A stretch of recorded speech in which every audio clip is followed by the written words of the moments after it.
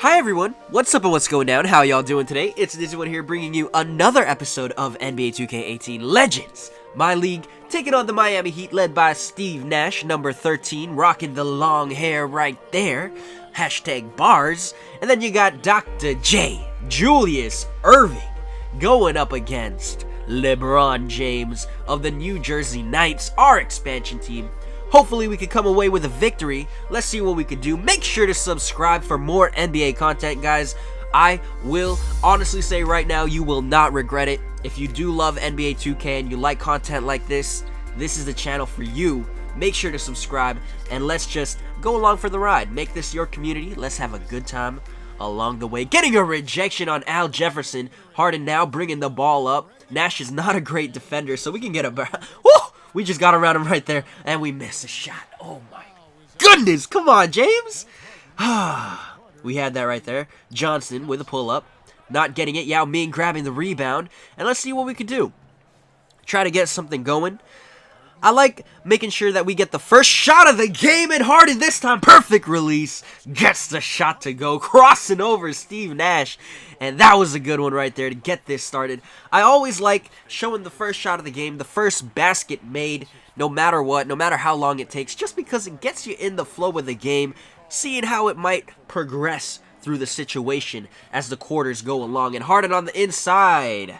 Al Jefferson a little bit too late on the roll. Defense was not quick enough to help, and we were able to get a three-point play. 5 points in the game. Harden finding Dr. J, knocking it down, splashing it home. Nash has the ball, giving it to Goodrich. We almost poke it out of his hands, and Irving knocking down a three-point shot. Dr. J is not really known for his three-point ability, but guess what? This man, when he's locked on, he can knock it down. Let's go. Look at this team. They have a lot of great guys. Campy Russell, they have Sam Cassell, they have Al Jefferson. Al Jefferson back in the day, he was arguably back in the day, when he was in his prime in the NBA, at his time, I'm not saying he's the best all time, but at his time, he was arguably one of the best low post scorers, if not the best. Like, his footwork was stunning. If you go back and look at Al Jefferson's shots, he doesn't have crazy athleticism. He doesn't have crazy speed. His skill was unmatched, though. It was absolutely crazy. You'd always feel like, or it looked like you could always block his shot, but his footwork was just so amazing, so impeccable, that nobody, or rarely, let's not say nobody, let's not put ourselves in that hole, but rarely do you ever see a guy block Al Jefferson's shot. It was just a thing of beauty to watch him down in the low post. It was great. I recommend going, if you're a big guy and you want to learn how to play in the low post, or even if you're a guard, you can learn a lot from Al Jefferson's post-up game. In the NBA today, it's a lost art. There's a lot of guys that really just focus on shooting and spacing on the floor because that's what the NBA wants right now. That's what the NBA is dying for. That's what they want. They want space.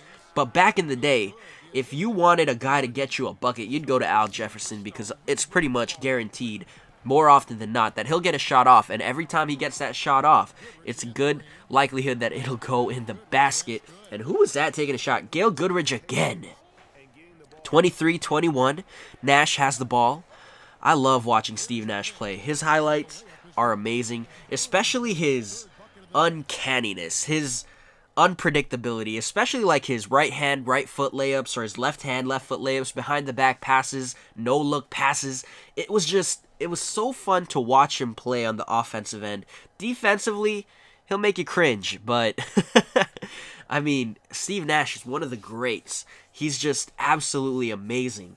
And again, watch his highlights. These guys are, like, I mean, if you look at Steve Nash and you look at his game, you can learn a lot from his game. Again, not an overly athletic guy, but the way he played the game was deceptive. And he was basically a skill player. The way he passed the ball was, I would say, arguably unseen at the time in the way that he attacked an offense or a defense. And the way he attacked the defense with Mike D'Antoni, or Mike D'Antoni, however you want to call him, the way he attacked the defense was just, wow. It was, with that system in place specifically around him, and now you see that system with James Harden and Chris Paul, I would arguably say superior guards to Steve Nash, and it's so much just speed that defenses can't contain it. You need guys around that system that work perfectly with what you're trying to do, and you need quick centers, you need quick power forwards, and that's what the Rockets have right now. That's what the Suns had back then. They had Amari Stoudemire, a guy on our team right now.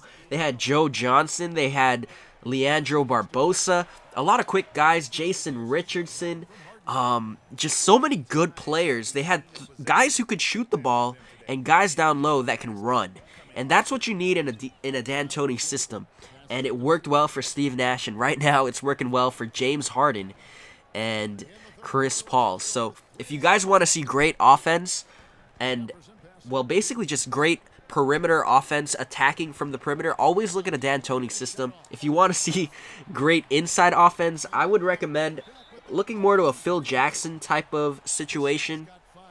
Definitely a Popovich type of game. Yes, they move the ball around, but a lot of their attacks come from the inside. And oh my goodness, what was James Harden? What are you doing, boy? Come on now. Lost the ball right there, and that was costly. It's only a 3-point game now. Let's see what we could do going up against them. It's really difficult. I always mention this, but our sliders are above Hall of Fame difficulty, guys. I always want to make it as difficult as possible. I don't want these games to get boring for me personally, and it takes time to get used to this. It takes a lot of time. This man right here, his name is Vince Carter, and he's been knocking down shots like it's his job. This man right here, LeBron James as well. Just a beast. 2 guys back to back, and oh, they couldn't get that to go. They could not get that lob. And right here, that's the that's the face of disappointment right there. That's when they know they needed that one really badly. Irving has the ball on Joe Johnson. He pulls up, knocks it down. LeBron's not guarding him, and he makes the shot. One thing you guys might have noticed, if not, it's all right. It's okay. No worries. No problems. It's all good. Bill Laimbeer is not in the lineup anymore. We haven't traded him. He's just not in it. We needed more speed, and Bill Laimbeer was just too slow. Yes, he had that three-point ability. LeBron, you gotta calm down. Look at that. You're in the presence of a legend. I guess LeBron's a legend himself, so you don't need to be humble in front of this man right here. Dr. J, though, trying to keep his team in it. Down 10, but it's looking like it's not going to work out for the Miami Heat. James Harden, too slow on the rotation. And they were able to get a three-pointer.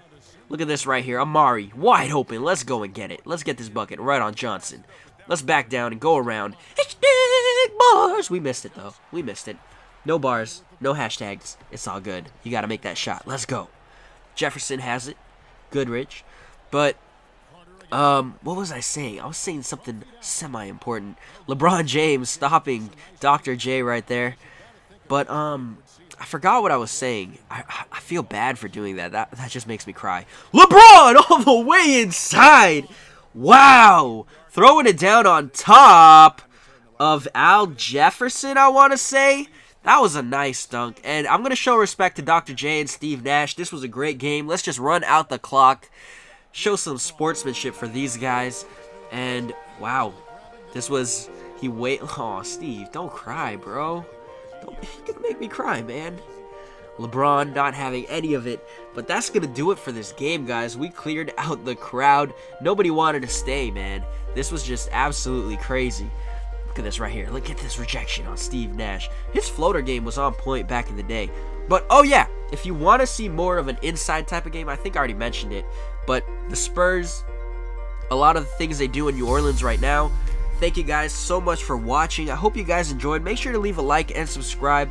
A lot more of this content on the way. See you in the next episode. Adios.